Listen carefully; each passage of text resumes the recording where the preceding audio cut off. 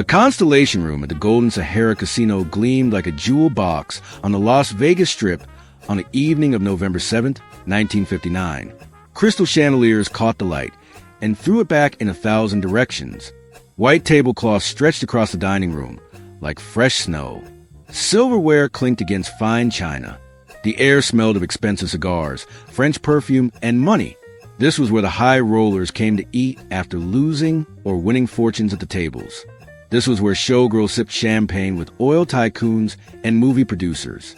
This was the heart of glamorous Las Vegas, where everything sparkled and everyone was somebody.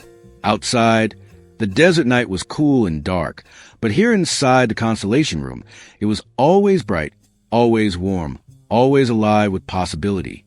The restaurant sat on the ground floor of the Golden Sahara, one of the newest and most luxurious hotels on the Strip. Slot machines chimed and rang from the casino floor just beyond the velvet curtains that separated the dining room from the gambling. Somewhere in the distance, a band played smooth jazz. Laughter bubbled up from corner tables.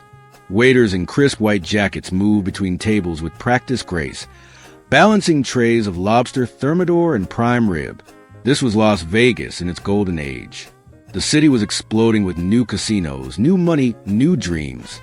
Performers like Frank Sinatra, Elvis Presley, and Dean Martin were packing showrooms every night. The Rat Pack was becoming a phenomenon. Vegas was no longer just a desert gambling town. It was becoming the entertainment capital of the world. And the Constellation Room was where the magic happened offstage, where deals were made over steaks, where careers were launched over cocktails. But beneath all that glamour, beneath the shining surface, Vegas was still a city built on hierarchy. There were winners and losers. There were the powerful and the powerless. There were those who owned the tables and those who served them. And in a place like the Constellation Room, everyone knew their place, or so they thought. The stranger who didn't belong. At 8:47 p.m., the front door of the Constellation Room opened and a man walked in who didn't fit. He was tall but stooped, like someone carrying invisible weight on his shoulders. His clothes were wrong for this place. He wore a faded brown work jacket with frayed cuffs and a small tear near the left pocket. His pants were rumpled, dark blue, and stained at the knees. His shoes were scuffed work boots, the kind construction workers wore, with dried mud caked around the soles. A worn fedora sat low on his head, casting shadows across his face. He hadn't shaved in days. Stubble darkened his jaw. His face was lined with exhaustion. He looked like someone who'd been traveling hard. He looked like a drifter, a gambler who'd lost everything. Someone who'd stumbled in from the desert with his last few dollars burning a hole in his pocket. He looked, in other words, exactly like the kind of person who didn't belong in the Constellation Room. The hostess, a young woman named Patricia with perfectly cold blonde hair, looked up from her reservation book and her smile faltered.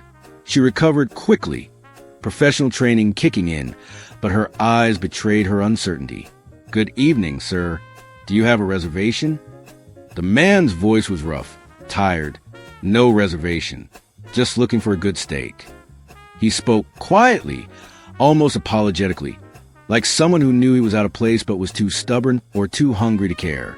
Patricia hesitated. The Constellation Room didn't technically require reservations, but they also didn't typically welcome walk-ins who looked like they'd been sleeping in their cars.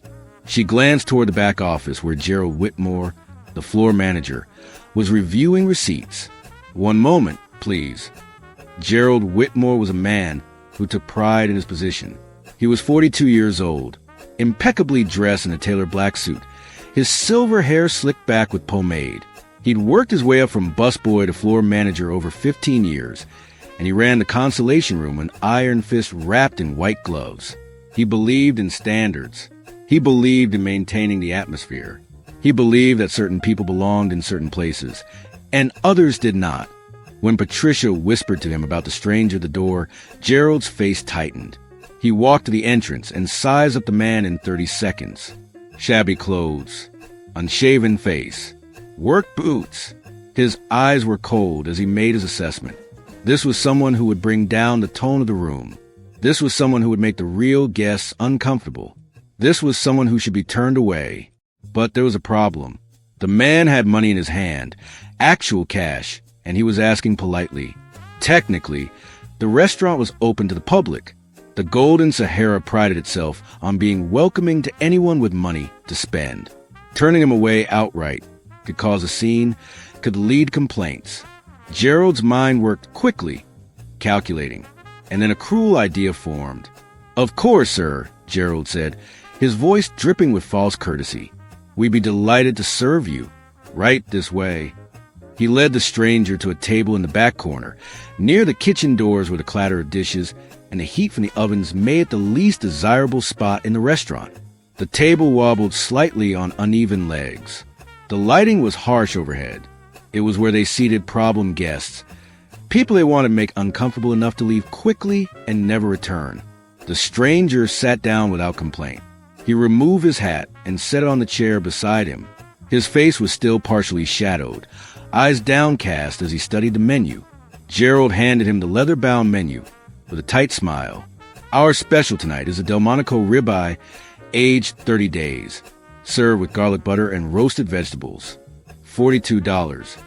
Gerald said the price with emphasis, expecting the man to flinch, to realize he was in over his head, to make excuses and leave. Instead, the stranger nodded slowly. "That sounds perfect. I'll have that. Rare, and a glass of your house red." Gerald's smile never wavered, but his eyes flashed with something dark. $42, the most expensive item on the menu. This drifter, this nobody in work boots and a torn jacket, was ordering like he belonged here. It felt like mockery. It felt like someone pretending to be something they weren't, and Gerald hated pretenders. "Excellent choice, sir. I'll have your server take care of you right away." Gerald walked back to the kitchen, his mind churning with vindictive satisfaction. If this man wanted to play at being a high roller, Gerald would teach him a lesson. He'd make sure this nobody learned exactly where he stood in the pecking order of Las Vegas. Elena's world of impossible choices. Elena Vasquez had been on her feet for 9 hours straight. Her black uniform was pressed, her dark hair pulled back in a neat bun, her smile professional and warm even though her feet ached and her back throbbed. She was 32 years old, a single mother raising a 6-year-old daughter named Sophia in a small 2-bedroom apartment 15 miles from the Strip, in a neighborhood where the neon lights didn't reach and the glamour was just a distant glow on the horizon. Elena had come to Las Vegas 5 years ago from a small town in New Mexico, chasing the same dream everyone chased. Opportunity, a better life, a chance to build something for her daughter. She'd found work as a waitress, first at a diner on the outskirts of town, then gradually working her way up to better establishments. The Constellation Room was the pinnacle. The tips were good. The clientele was wealthy. If she worked hard, smiled through the exhaustion, and never complained, she could make enough to pay rent, buy groceries, and save a little each month. But saving wasn't enough anymore. 3 months ago, Sophia had collapsed at school during recess. The doctors at the county hospital had diagnosed a congenital heart defect. Her daughter needed surgery, specialized surgery that would cost $8,000. The hospital would perform it, they'd assured her, but they needed payment arrangements. Even with a payment plan, Elena was looking at years of debt, crushing debt that would consume every spare dollar she earned. She'd taken on extra shifts. She'd cut every corner she could. She ate 1 meal a day, so Sophia could have proper nutrition. She walked to work to save on bus fare.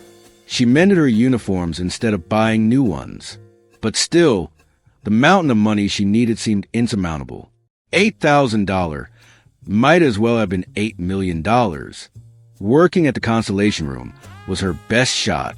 Rich men who just wanted the tables would sometimes tip $50, $100, even $200 on a single meal if they were feeling generous and the service was perfect. Elena had become an expert at reading her tables, knowing when to be attentive and when to disappear, when to laugh at jokes and when to be sympathetically quiet. She'd saved $1,200 in 3 months.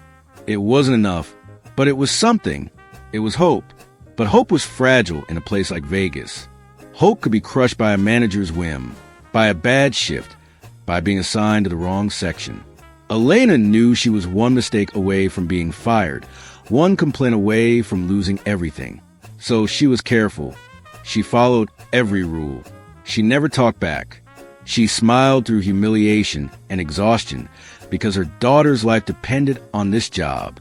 Tonight, Elena was working the back section, the area near the kitchen that most waitresses hated. The tips were smaller there, the guests less prestigious. But Elena didn't complain. Every table was a chance. Every customer was an opportunity. When Gerald Whitmore approached her near the kitchen doors, she straightened, attentive. Elena, table 17. New guest. Single male. Make sure his water glass stays full. There was something in Gerald's tone, something cold and dismissive that made Elena's instincts prickle, but she nodded. Of course, Mr. Whitmore. She grabbed a pitcher of ice water and made her way to table 17. The man sitting there looked up as she approached, and for a brief moment, Elena saw past the shabby clothes and unshaven face. She saw kind eyes, tired but gentle. She saw someone who looked lost and lonely. Good evening, sir. Welcome to the Constellation Room.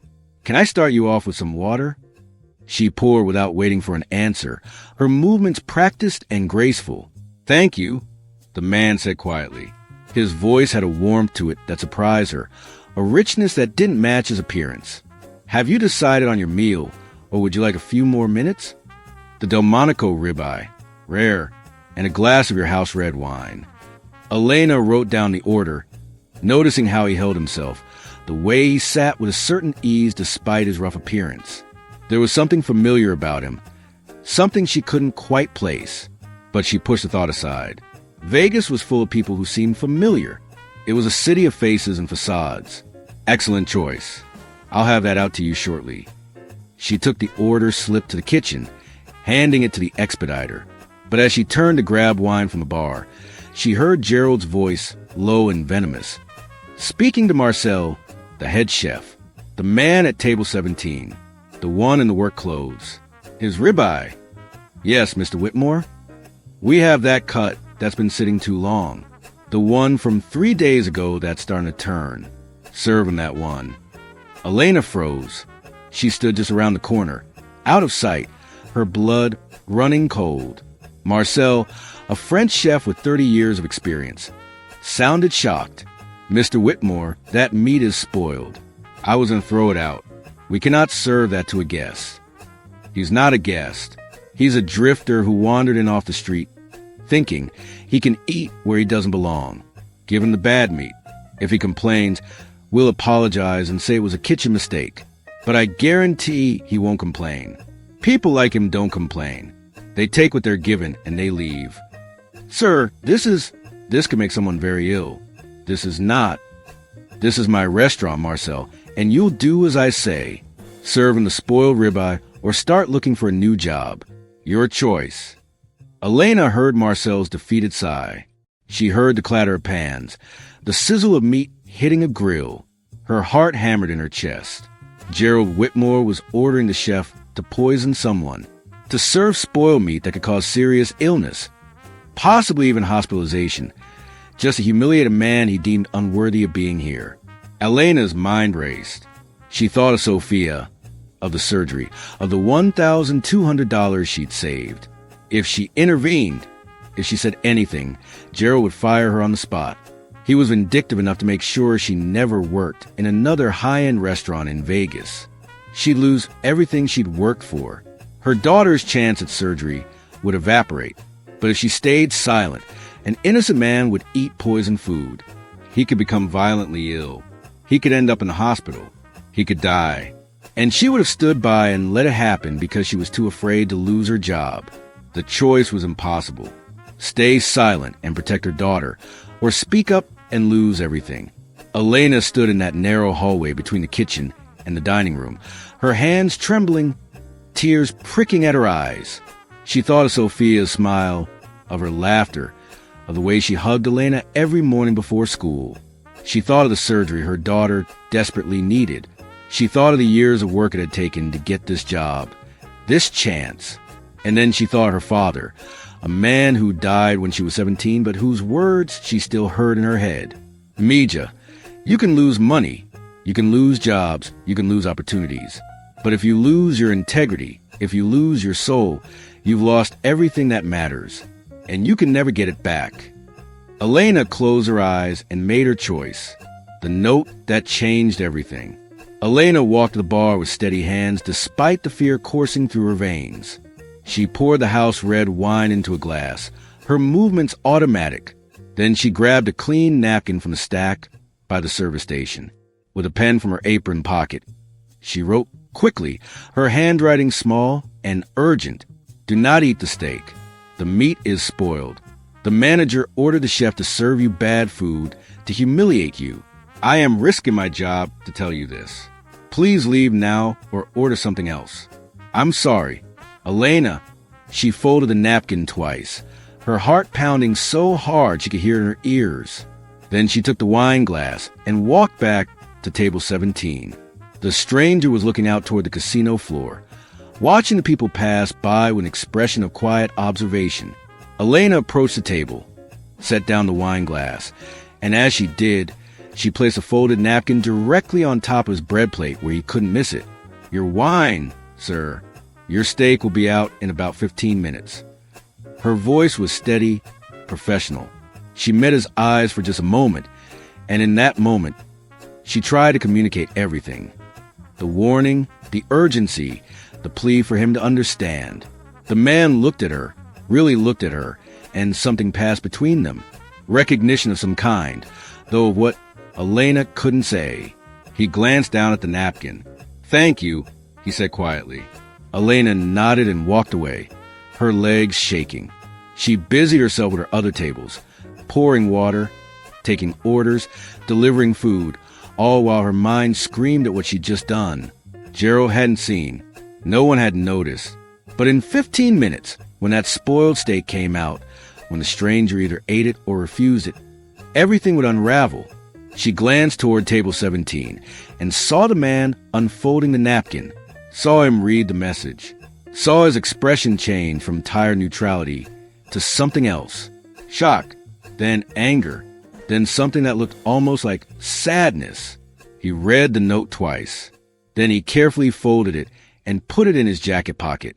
He looked around the restaurant, his gaze sharp now, no longer tired or defeated. He was seeing everything differently, seeing the staff, the manager, the operation with new eyes. Gerald Whitmore walked past Elena carrying a tray of desserts, and he smiled his cold smile. Your table's meal should be up any minute now. Make sure you're attentive. We want him to have the full experience. Elena felt sick. Yes, Mr. Whitmore. She watched as Marcel reluctantly placed the plated ribeye under the heat lamp. The steak looked perfect on the outside, seared and seasoned, garnished with roasted vegetables and garlic butter. But Elena knew what it was. She knew what Gerald had ordered. The expediter called out, "Table 17, ribeye rare." This was it. Elena picked up the plate, the weight of it heavy in her hands like she was carrying poison. She walked across the dining room toward the stranger, every step feeling like walking toward an execution. But as she approached table 17, the man stood up. He was taller than she'd realized, and now, standing at his full height, there was something commanding about him despite the shabby clothes. He caught her eye and shook his head once, a small but definite gesture. Then he did something unexpected. He smiled at her, a real smile, warm and grateful, and he said loud enough for the nearby tables to hear, "Miss, I've changed my mind about dinner, but I'd like to speak with the owner of this restaurant. Could you get him for me, please?" Elena stood frozen, the plate of spoiled meat in her hands. "Sir, the owner isn't here this evening. Mr. Whitmore is the floor manager. He's in charge." "I understand that," the man said, his voice different now, more confident, more familiar. "But I'd still like to speak with the owner. In fact, I insist." Gerald Whitmore had noticed the commotion. He walked over, his face tight with irritation. "Is there a problem here?" The stranger turned to face Gerald, and as he did, he reached up and removed his fedora completely. The overhead light hit his face fully for the first time, and Elena's breath caught in her throat. Dean Martin, the legendary singer, actor, and entertainer, one of the biggest stars in Las Vegas, standing in the Constellation Room dressed like a drifter, having just been served a plate of poisoned meat by a manager who judged him as worthless. The recognition spread through the restaurant like wildfire.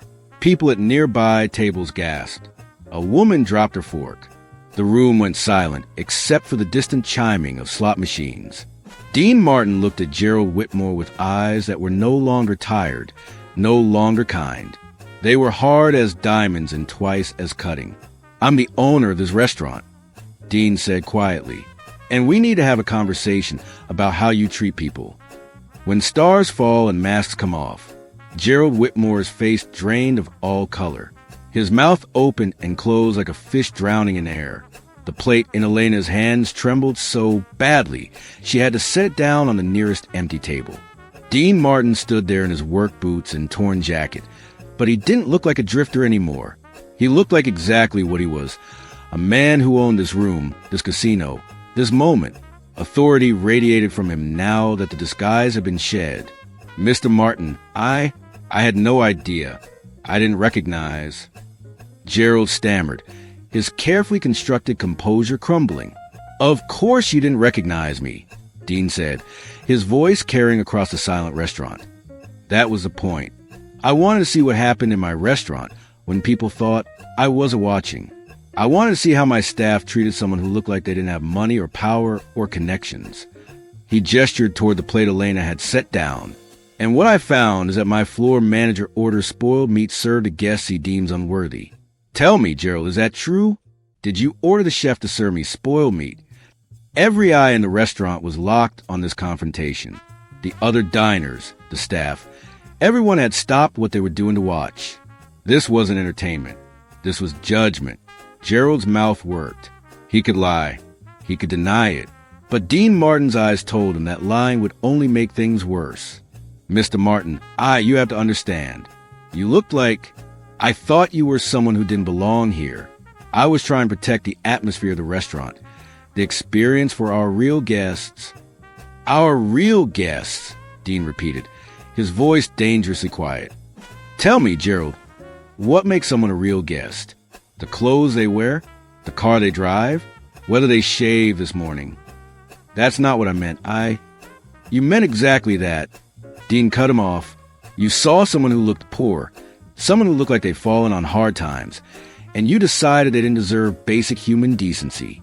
You decided to poison them. You ordered your chef to serve spoiled meat that could have put someone in the hospital, and you did it because you thought you had the right to punish people for being beneath you." Dean's voice rose, not to a shout, but as something more powerful, moral authority that filled every corner of the room. "I opened this restaurant because I wanted Vegas to have a place where anyone could come and be treated with dignity, where a construction worker could bring his wife for their anniversary and be served like royalty, where a school teacher could celebrate a promotion and feel like a millionaire, where people were judged by their character, not their bank accounts." He stepped closer to Gerald. "But you turned my dream into your personal kingdom. You decided who was worthy and who wasn't. You became exactly the kind of person I built this place to prove wrong." Gerald was sweating now, his perfect composure completely shattered. "Mr. Martin, please, I've worked here for 15 years. I've built this restaurant into what it is. I've maintained standards. You've humiliated people," Dean said. "You've abused your power. You betrayed every value this place was supposed to represent." Dean turned away from Gerald and looked directly at Elena, who stood frozen with tears streaming down her face.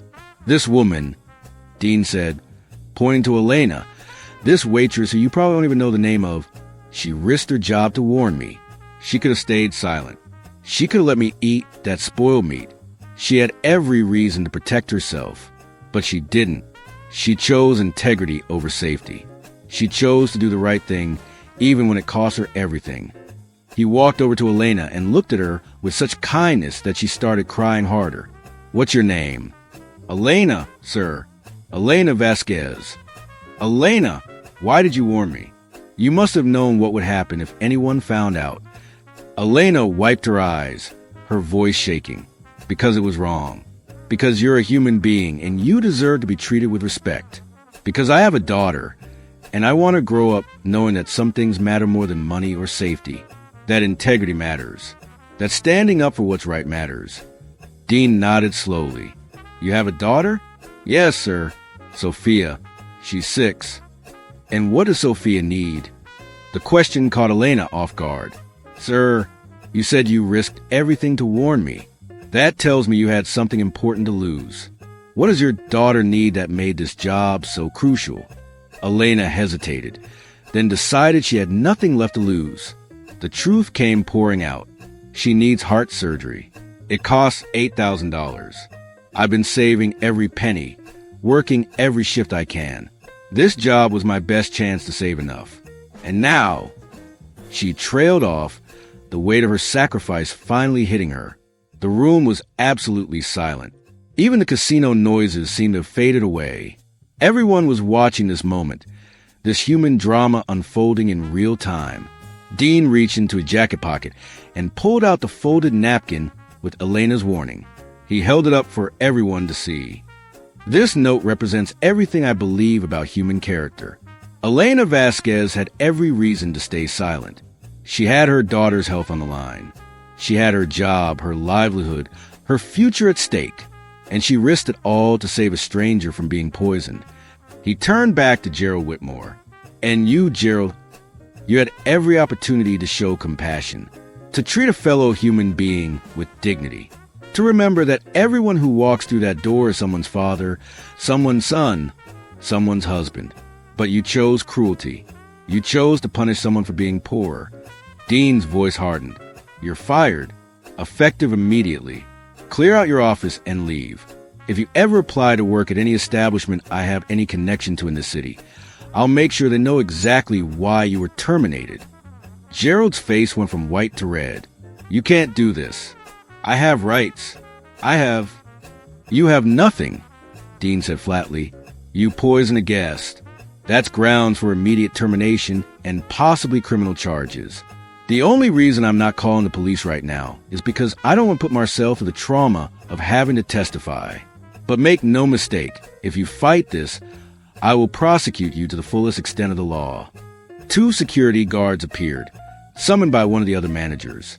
They escorted Gerald Whitmore out of the restaurant, his protest fading as he was led to the casino floor. The man who'd ruled the Constellation Room with an iron fist was gone in less than 5 minutes, rebuilding on a foundation of dignity. Dean turned to address the entire restaurant, diners, staff, everyone who had witnessed this extraordinary scene. When he spoke, his voice carried the weight of someone making a promise. Ladies and gentlemen, I apologize for the disruption to your evening. What you witnessed tonight is something I never wanted to happen in a place I own. But I'm grateful it did, because it showed me that somewhere along the way, this restaurant lost its way. It became about exclusivity instead of excellence, about judging people instead of serving them. He paused, gathering his thoughts. Starting tomorrow, the Constellation Room is going to change. We're going to remember that every single person who walks through that door deserves respect, whether they're wearing a tuxedo or work boots, whether they're spending $100 or their last $20 on a special meal. Everyone gets treated with dignity. Everyone gets the same quality food. Everyone matters. The staff stood straighter, nodding. The diners began to applaud, slowly at first, then building to genuine appreciation.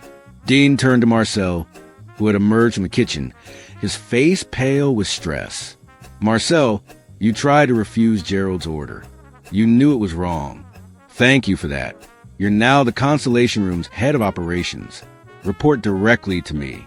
And your first job is to throw out every piece of food that's even close to turning. I don't care what it costs. Quality over everything. Marcel nodded, his relief visible. Yes, Mr. Martin. Thank you, sir. Then Dean turned back to Elena, who was still crying, overwhelmed by everything happening around her. He took her hands in his, a gesture of respect and solidarity. Elena Vasquez, you showed more character in that one moment than some people show in a lifetime. You risked everything to do the right thing. And I want to make sure you understand something. That kind of integrity is rare. It's precious. It's exactly what I want representing this restaurant. He smiled at her, How would you feel about being Constellation Room's new general manager? Elena's eyes widened. Sir, I'm a waitress. I don't have management experience. I don't. You have something more important than experience, Dean interrupted gently. You have values. You have compassion. You understand that this business is about serving people, all people, with respect and dignity. The technical stuff, the management skills, those can be taught. But what you showed me tonight, that can't be taught. You either have it or you don't. And you have it. Elena was shaking her head in disbelief. Mr. Martin, my daughter's surgery is paid for, Dean said firmly. Completely. I'll contact the hospital tomorrow and cover all medical expenses. Sophia will get her surgery, and you'll have a salary that means you never have to choose between doing the right thing and taking care of your family again. Elena collapsed into a chair, sobbing with relief and gratitude and shock. The other waitresses rushed over to support her, their own eyes wet with tears. This was Vegas, a city where miracles were supposed to happen at slot machines and card tables. But tonight, a real miracle had happened at table 17. Dean addressed the staff again.